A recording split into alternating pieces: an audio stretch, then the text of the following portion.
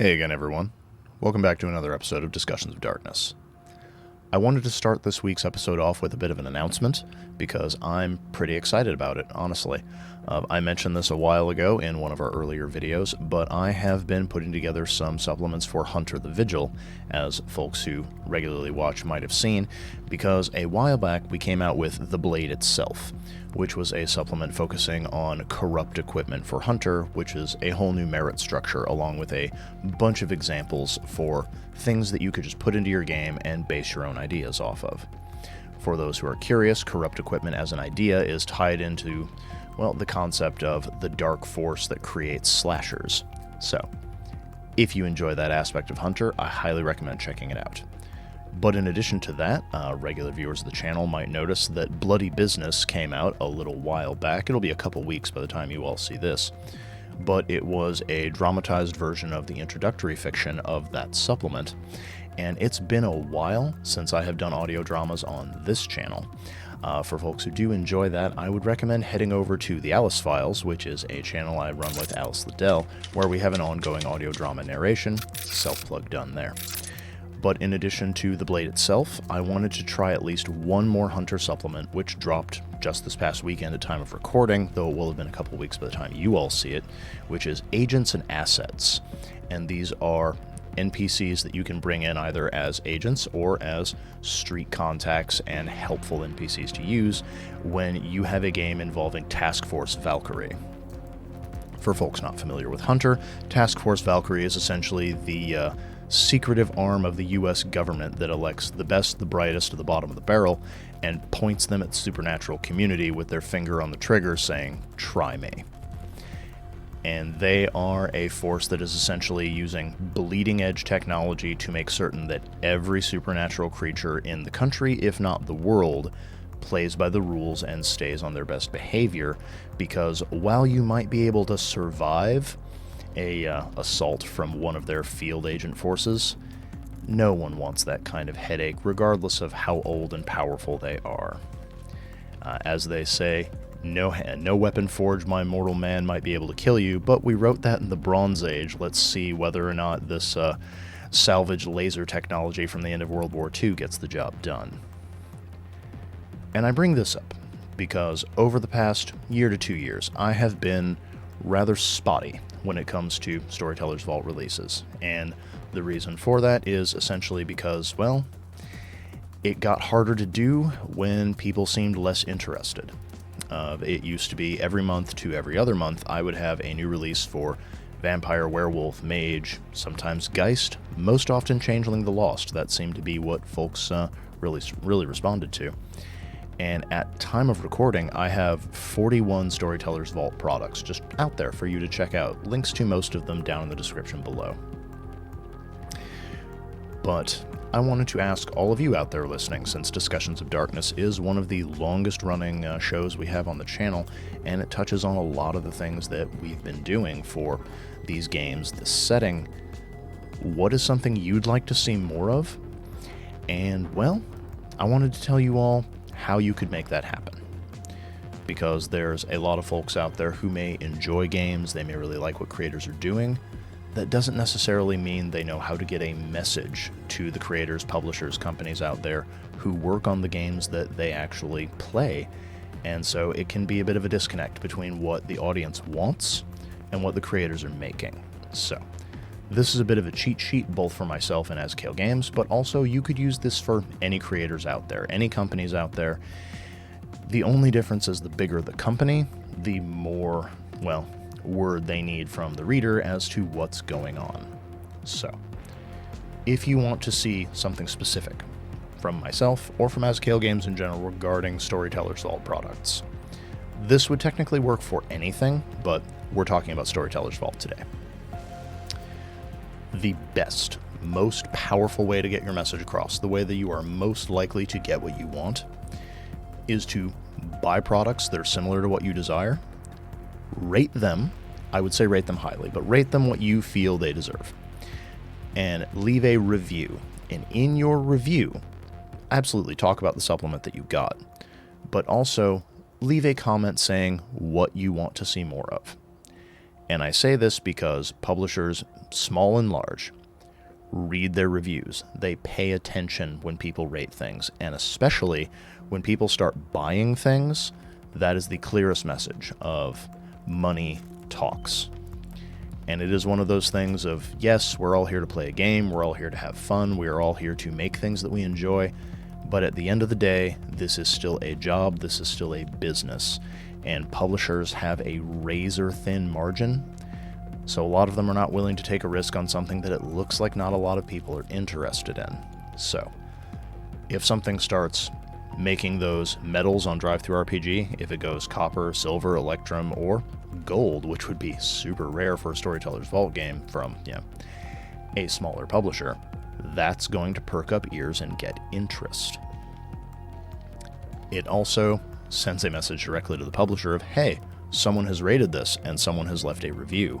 And they're very likely to go and read those reviews because, well, they don't happen all that often. So you have a pretty open field as to standing out above the others and making sure that a publisher takes you seriously when it comes to what you want to see. So as always, buying something and leaving a rating and review, you are now a verified customer, and verified customers always get more attention from a business. Because if you're financing the bottom line, they want to make sure that you get what you want. Now, with that said, that is not the only method to make your voice heard. Another thing you can do, since you're already here on YouTube and you're already watching a video, leave a comment down below. Especially on channels of our size, which is not all that large, we don't get a lot of comments. But again, when you leave a comment on YouTube, that goes directly to the person who owns the channel, and for reference, it doesn't go to me. I'm just the face of this channel. I do not run the company. I'm just here to help out. But Adrian Kennelly, the fellow who does run this channel and who does run Azakale Games, will get a notification when there is a comment, and he will pay attention to that, especially if there are lots of comments asking for similar or the same things. And again, watching videos like this does also help the bottom line while costing you nothing. So upvoting, liking, sharing, commenting, etc. make sure that we get seen by more people. The more people who see us, the more ad revenue these things generate, and the more likely we are to take those requests seriously, because if there's 50, 60, 100 people all asking for the same thing and doing their best to make sure a video makes bank, that more people see it, well, that's clearly a request you are all genuinely interested in, and with that many people asking, who are we to say no? Even if a project would require some extra reading, getting a hold of older books, or putting together some weird ideas, it might be worth it at that point if there's enough people clamoring for it. And then we get to the third option, which is sort of a catch-all category, which is putting your opinion out there in places less likely to be seen, but still doing your best. Whether it's going to a publisher or creator on social media and replying to their posts, whether it's writing a blog entry, making your own response video, these things can still work. They are a useful way to get your point across, to make sure that your thoughts are being heard, that your desires are out there. But they lack the two factors that I've mentioned thus far of it does not go directly to the person you're trying to talk to, especially if they have a lot of comments and activity on social media. It's very easy to see you have 20, 30, 40 notifications, just scroll down through them and decide, I'm not responding to these. But it also lacks that monetary input, because it is one thing to hear from customers, viewers, people who are actively supporting you, hey, we would really like you to do this thing, whether it's for Old World Vampire, do you want to do something for Promethean, do you want a historical supplement? Any of these things from someone who is actively supporting you, that carries weight. It's the same way that if I have a Patreon patron reach out to me and say, hey, I know you're really busy, but I would love an article about X, Y, or Z game. I am far more likely to consider that than I would just someone I have never met before, some person just leaving a comment on a forum, a subreddit, or heaven forbid on Facebook, and saying, hey, you should do this thing that is really obscure, but I think it would be cool. It is one of those, the difference between a client making a request for you to do something and a random stranger you've met on the street corner trying to give you homework. The more you support someone, the more your opinion will carry weight with that person. And again, support comes in many forms, whether you're someone who subscribes, interacts, comments, watches videos, listens to podcasts, all of those things. Being a member of the audience, even if it costs you nothing, still makes you someone who's closer to that inner circle. Being someone who supports on Patreon, who buys supplements, who leaves ratings and reviews, who makes themselves known, makes you far more likely to be taken seriously when it comes time to produce new work. And that is something I wanted to explain, basically because you all are what drives, well, what comes out from Storytellers Vault, from myself and from Adrian, because we want to make sure that you are getting things you are interested in, and, well, sometimes we have weird, bonkers ideas, and we don't know if people are going to be down for them. And sometimes there's a game line or there's a particular sphere that it just doesn't seem like there's a lot of interest in, so it would be a huge roll of the dice to make something for it. For instance, it's why I only have one Mage supplement out right now, because Mage is not my game personally, but I read it, I've tried a little bit of it, and I figured, we'll give it a shot, we'll see what people like. It's also why Changeling is the one I have the most for, because it is basically my game. It is the one that I have played the most, that I have the most experience with, and as a result, it's the one I've seen the most holes that need filling in. But sometimes we get surprised. Sometimes there is a far bigger audience out there for something that we didn't expect to do well. As an example, about a year ago, I was part of the Primordial Peerage supplement, which came out for Beast. And Beast has a bit of a reputation, and there's not a lot of folks who like it or play it. Look up the controversy on that one. I won't get into it right now, but if you want me to do a research deep dive and tell you about it, let me know that in the comments below too, because I could absolutely put together a video about that. But I didn't honestly expect that one to go too well, because I also know the reputation that game has and how many people were not huge fans of it. Surprise, surprise though, Primordial Peerage was really popular.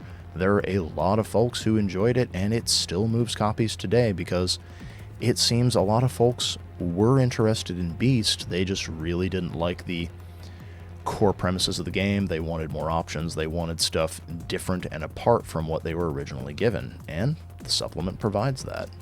So check that one out if you haven't heard of it, or if you're just curious to see what I did when given that project and all the other talented folks I worked with on it. There's also a supplement coming out as a sequel to it in the near future, so keep your eyes peeled for that. I will mention it on here when it comes out. But all of that aside, I come to you once again to ask, what game do you want to see more of? And I know there's going to be at least a couple of folks out there who want to see me touch on some of the lesser-known clans and options for Old World Vampire. I am slowly acquiring books. I am not ignoring you, but it takes me time to research those. But what other spheres would you like to see? Are there folks who've enjoyed some of my takes on Hunter? Do you want me to follow through with making a collection of slashers, as I mentioned previously? Do you want to see more stuff for Task Force Valkyrie? Would you like to see other videos or other supplements talking about the other compacts and conspiracies?